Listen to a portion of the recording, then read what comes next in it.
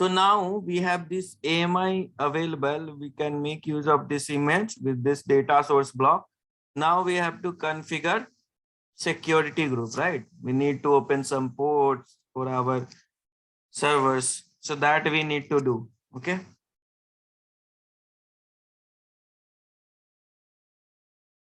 So we need to create security groups. So how can we create security group? So Terraform security group.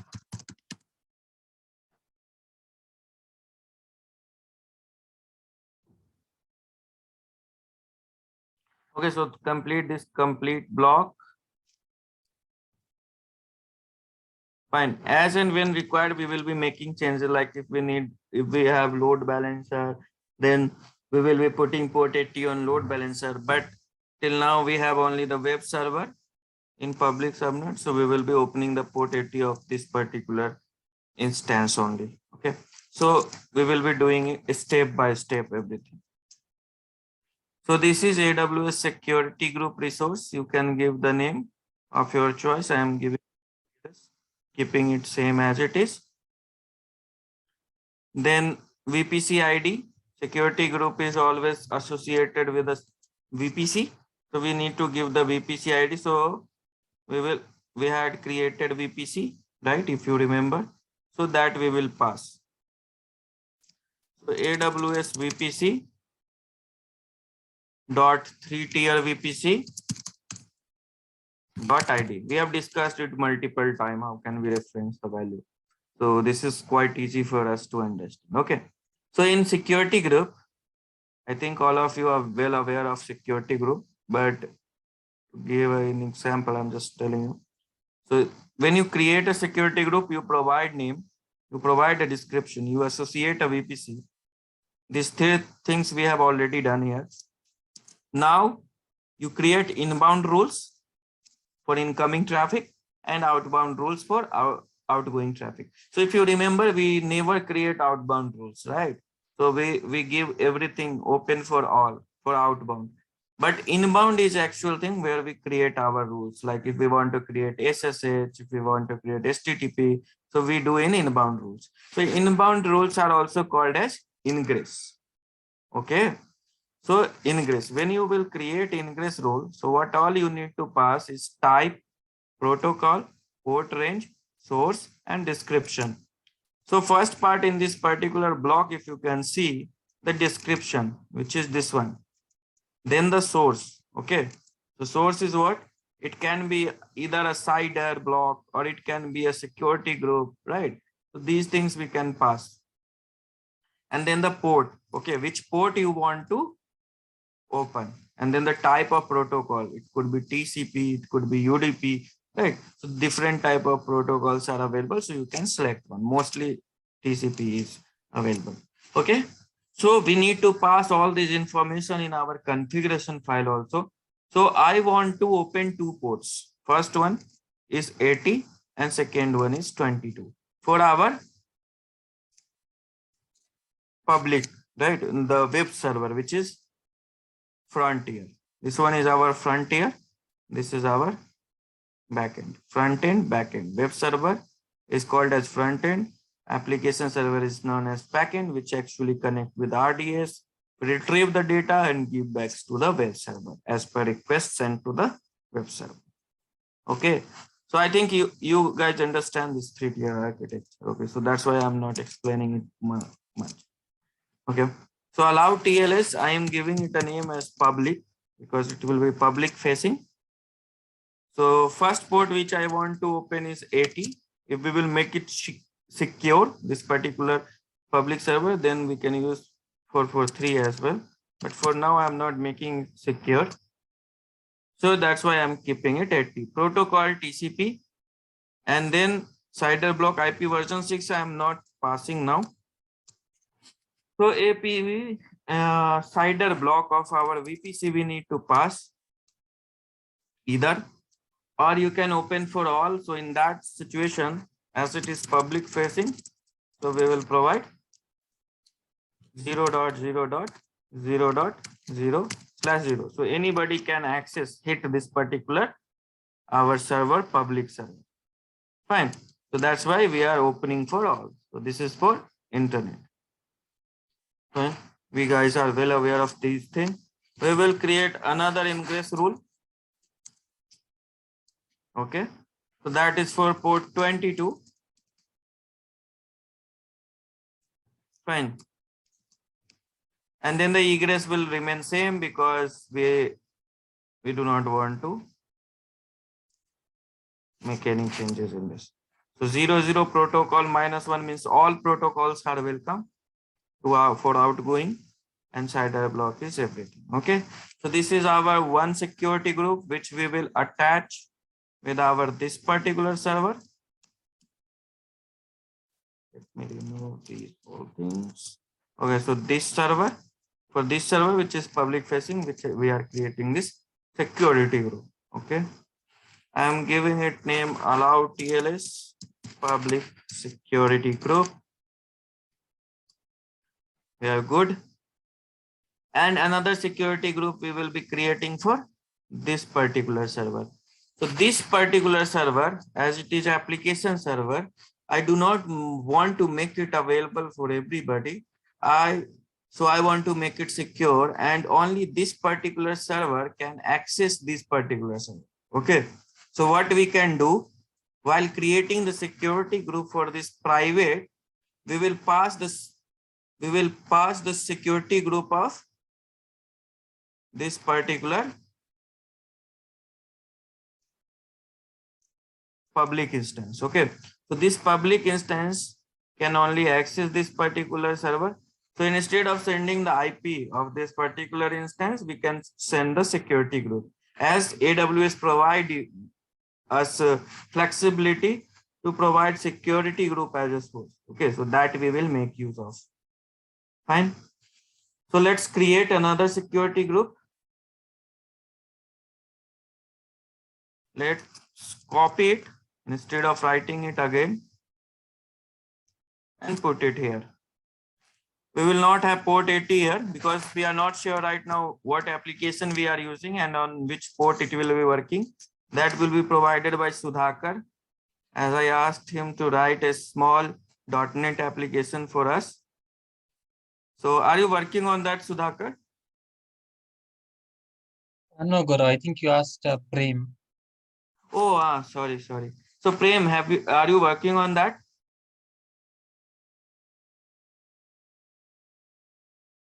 Prem, are you in? Not in the class. Yeah, he's in the class. Sorry, Gaurav, I was on mute. No, Gaurav, I couldn't find a time for that. Like, I'll try to figure out. No worries. So our that could be of next session, like next session, next Saturday. So would you get a chance to do it in this week? I can Just a small application that will connect to a MySQL server and send it to a web server. Whatever the request is coming, it can be either a user like management application where you will store the data related to user. Suppose his name, his age, and all those things. Okay. Yeah, just a small application for our use case purpose. That's it. Okay. Right. So if you didn't understand it, so I am saying that if someone is coming to our web server, Apache server, okay, can we run .NET on Apache? Can we integrate .NET with Apache? No, I don't think so. Like, so for .NET application, what we use in front end? .NET application. Okay, no worries. Okay, so okay, fine. I will do in Python. Don't worry. Okay, you can leave it. Fine. So coming to the point, yes. So till now we do not know, like if I will create a Flask application, so that will be accessed on port 2094. Okay, so we will do as per like what application we create. Based on that, we will do it. Okay, for now, just opening the port 22. Okay, and that should be accessible from this particular security group. Okay, so for CIDR block, suppose if you have to open the inbound rule for a CIDR block, we have this argument which is CIDR block. Okay, but if we have, just let me make the changes, that it will be a bit confusing for you guys what I am talking. So we have one public and now we are creating private. So this private server, we do not want to expose it to internet. We want it to be accessed from only from this particular instance. Okay, so I will open the port 22 for the security group attached with this particular instance. Okay, so instance could be changing, but security group will remain same, and AWS provide you a feature to attach security group as a source, just like CIDR block.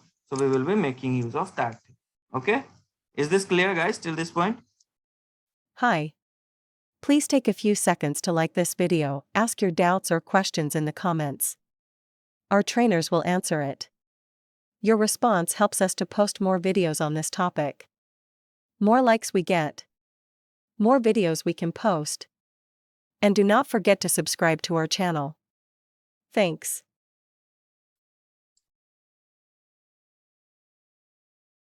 Guys, it is clear? Yes, Guru. Fine. So let me complete it. Okay, and now we need to pass the security group. So instead of CIDR block, we need to find security group, pass security group. So what is the argument for that? So that we need to find out. Okay, so if we have to pass CIDR block, then there is a argument CIDR block that we have just seen. Okay, but if we have to pass security group, is there anything available? So that we need to check. Okay.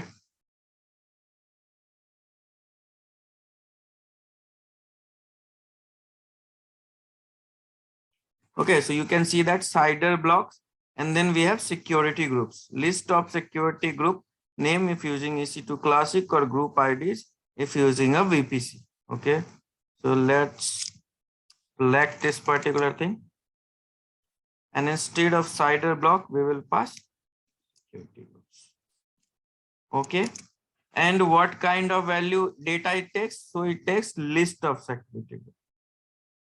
Okay, so let's pass in the list this particular security group. So we do not have the value, so we will reference it. Sorry, I'm doing it in egress. Why?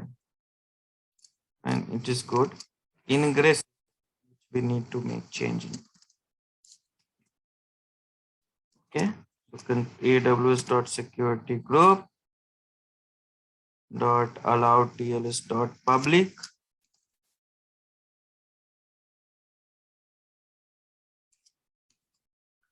Then the attribute reference. So ID of the security group. So we need ID. Fine. And here it will not be CIDR block, but it will be security. Sorry. Security groups.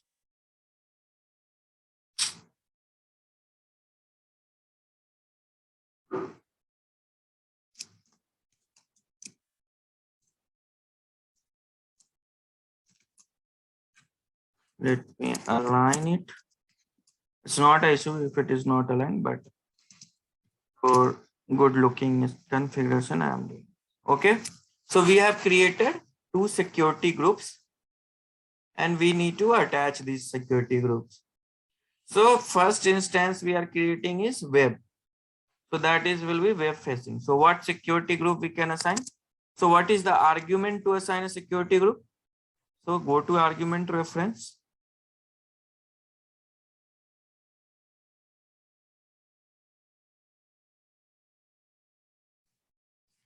So look for security group. If we can find anything, let's do it in this way. Security groups. Okay. So a list of security group named to here you can find a note. If you are creating instances in a VPC, use VPC security group IDs. Okay. So this is something we need to pass.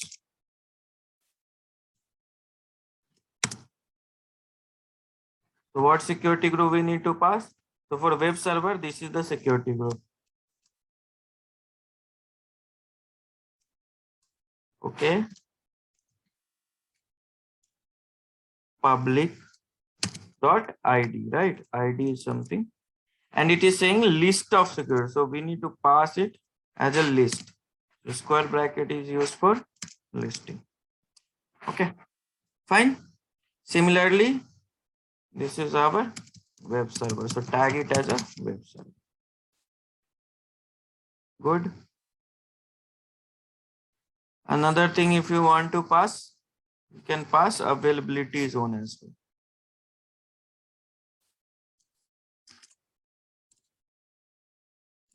For now, I am hard coding 1. Good. Similarly, okay, another resource for our application server. So first, also we need to attach the subnet, right? So which subnet ID? Because this is web server, so subnet ID is something which we need to pass. So that will be public subnet. So what is the subnet name we need to? So how can we get it? So if you remember, we previously created our AWS subnet using for each. Okay. So now we have to retrieve the value. And here this instance is web server. So this will be in our public subnet. So how can we pass the public subnet?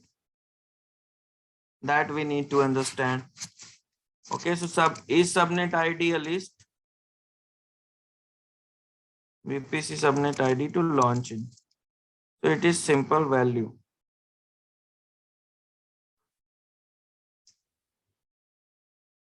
So do element, if you remember, for each X, anything, this is not really required to have X only, it can be anything. For each X in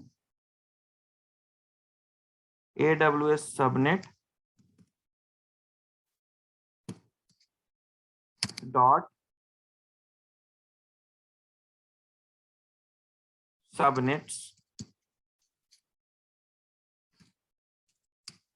and in for loop we need colon and then X dot ID, and element find out from a list, it gets the element available at a particular index. So let's provide 0. Fine. So this will be our web. Now we need application. It stands for application. So MI we will keep same. Instance type will be same. VPC security group ID. So this particular security group ID we need to pass.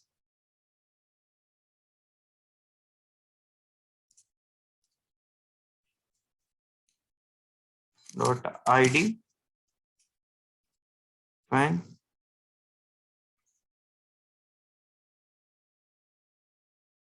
Everything is correct.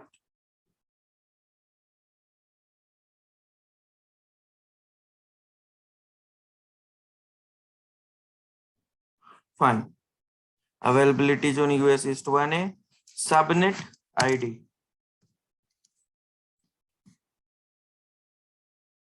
Subnet ID will be the 1th index, whatever is at 1. I already explained these things. So if you have not practiced yet, you have not gone through the video, so you need to go through it as early as possible, but because it is a required,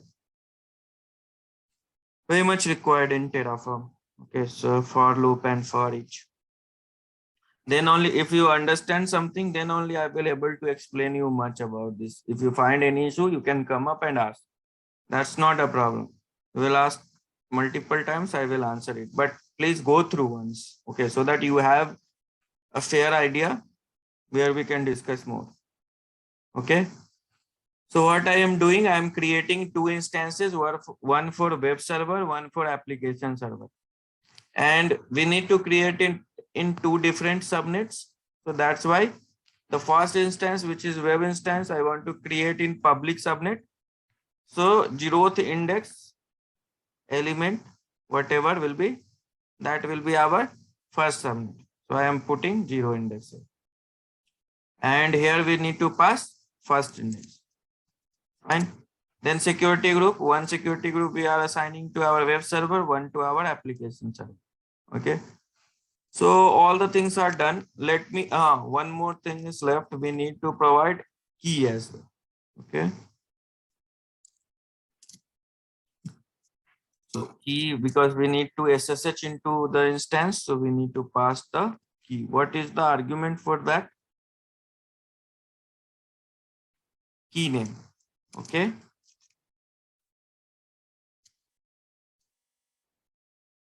Key name.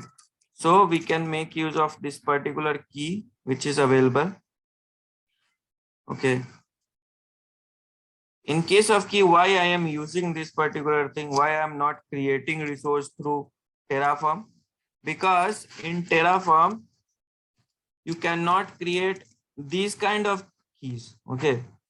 Like if you are doing create key pair, it will not download a PEM file and install on your server. Then you will have to create a SSH key. And when you are creating resource key, if I can show you.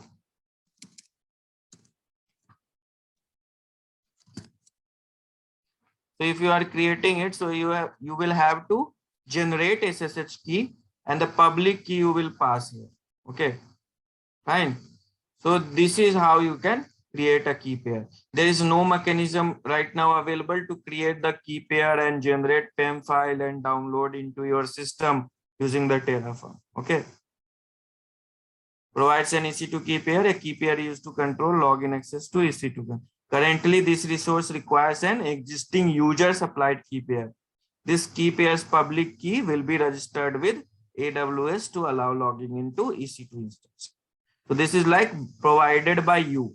Okay, it is not Amazon generated, which is in this case, when you click on create key pair, so it gives you PEM file. Okay, but with Terraform, you will have to generate your key through the SSH and your public key you will have to assign to your resource. Fine. Is it clear, guys? Is this making sense to you guys? Yeah. Yes, Gaurav. Yeah, so let's do Terraform validate.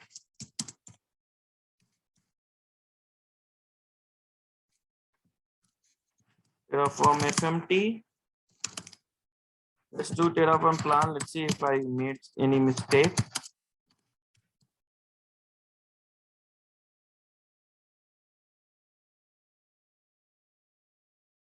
Fine, everything looks good. Let's do Terraform apply. Did I give some names to our server? Yeah, so this is web server. And this is our application server. So let me rename it. I know you guys are struggling with this for loop. I know some of you who are not very much friendly with programming and all, but it is not difficult. It is very easy, but please go through videos once. Okay. Then if you come up with any question, I will definitely help you. And it is very important concept and there is nothing much, like it's very easy, but you need to go through it, do some practices, try to create multiple instances with using for each, and you will be able to get it very easy.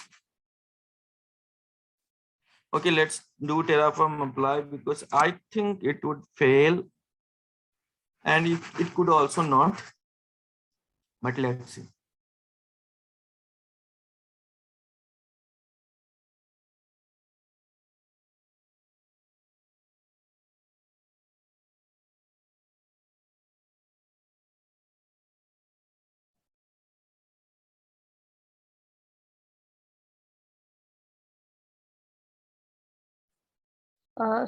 So Gaurav, Hmm.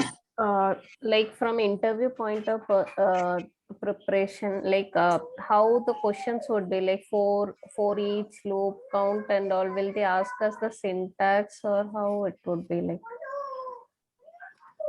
They will not ask you to write generally, but they can ask you like in how many ways we can create multiple instances. So you will say that we can either make use of count or for each, but count is very limited. As if you remember, like I explained, count dot Yeah, int. similar type to create that we use count. Mhm. So it is better to use for each because it gives you more flexibility. Okay. And it makes it easy to configure a particular configuration. It's easy to make configuration easily available for the resource creation. Okay, so this is how you can define. They will ask you questions from state file. They will ask you question what happens when you do Terraform in it, and these kind of questions will be asking to you. They will be asking to you. They will not ask you something like what argument we pass into a resource block of AWS instance. This will not be the questions will be logical related to Terraform. It will not be related to any particular cloud. Okay. If someone is asking, then it must be like he doesn't know much about Terraform. They will definitely ask you for each. That's why I am putting this point here. They will definitely ask to you for other meta arguments that we will be discussing, okay, throughout our sessions, like depends on, then for each we already discussed, count we have discussed. Okay, then they will ask you for life cycle. Okay, so these things they will ask. A state file they will definitely ask. Most of the questions will be related to state files. That is very much important concept of Terraform. From log file, what is log file? As I explained you, they will ask you this thing as well. Okay. So everything what can be coming your way in terms of interview, that I am already discussing and pointing out, like guys, it is really important. Okay, so do not worry about that. Okay. Fine, so everything got created. Let's check. Okay. And just give me a second, guys. Someone is on the door. I'm coming in.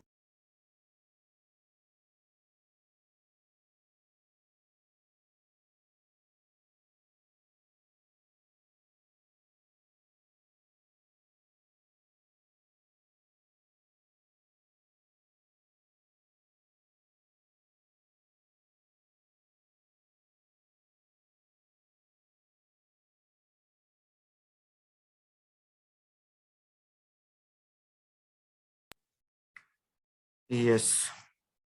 So everything got created. So am I audible? Yes. Okay.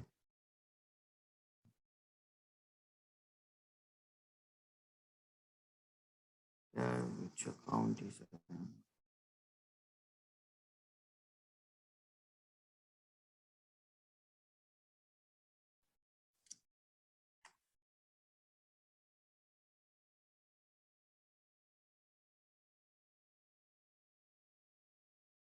Yes.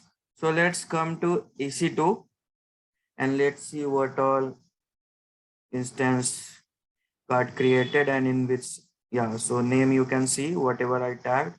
Application server, there is no public IP address because it is in private subnet. What subnet it is assigned to? Oh, so it is public subnet for my VPC. Okay. And what about web server? So it is in private subnet. So do you know, guys, what is the issue? What could be the reason why our web server got created in private subnet and application server in public subnet?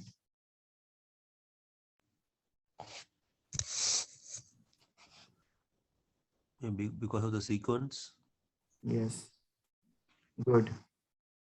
Okay, so we need to change the sequence. Okay, and key pair, you can see that my key got attached to my web server, and with application server we have not assigned any key pair. but we need to assign. So we will be making changes. Okay. So actually, if you go on previous, so subnet ID output.tf for each X. So it is first subnet is private subnet and second subnet. Just give me a second. This provide public and private subnet ID. Okay, so it is somehow screen got away. Okay, so that's why it is not available. No worry. So in this case, okay, let me discuss one thing.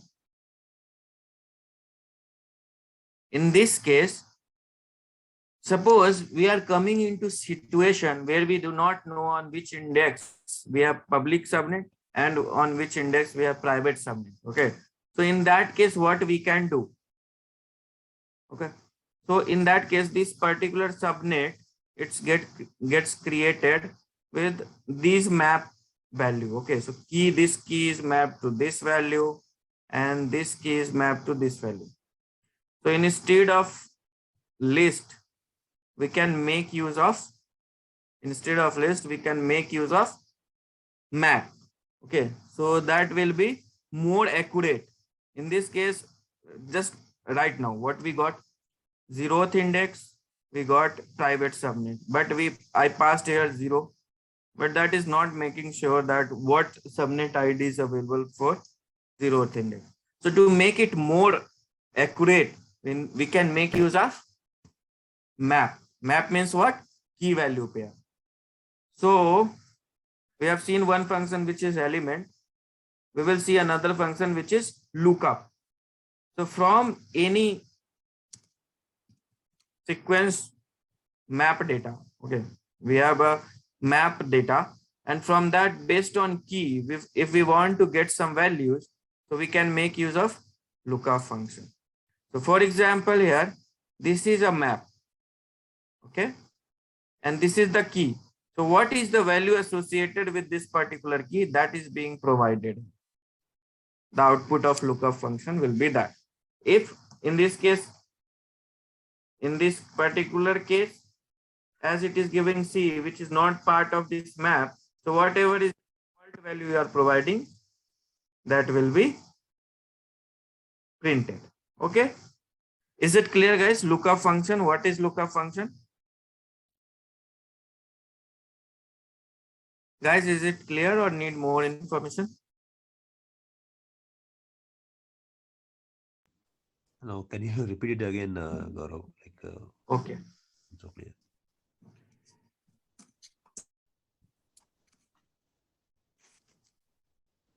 So this is how you can open the Terraform console. Okay. So suppose I am using lookup function. Okay, let me copy this particular. Okay. Functions we need to understand. Okay. So this is a map. This is a map. Okay. It has key and value, right? Say yes or no. Yeah.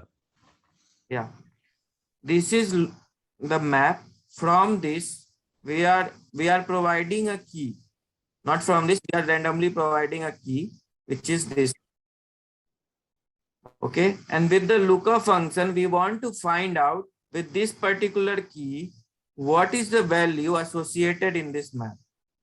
Okay, so that we can find out with this lookup function. So in this case, what will be the output? AY. Exactly. Okay, I am writing next one.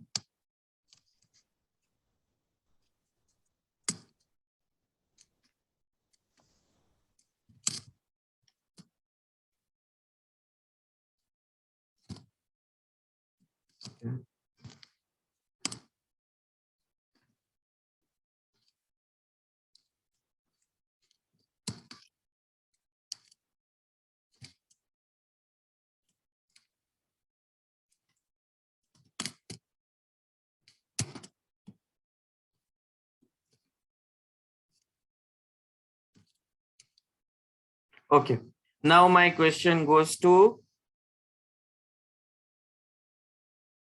Srinivas. What will be the output of this?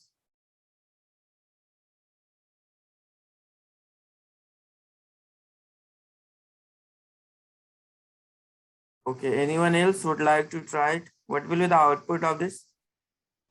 Ravi. Ravi. Yeah, fine. So this is the use of lookup. Suppose, let me copy this only and make the changes accordingly. Suppose I am giving branch and the default. Okay, in this case, what will be the output? IT. What? No, in this case, we do not have what? IT. IT. Yes. So something, if there is something not available in the map, then whatever is the default value we are providing, that will get printed. Is it clear, guys? Lookup is clear, or still have any doubt? You can ask. Oh, it's clear.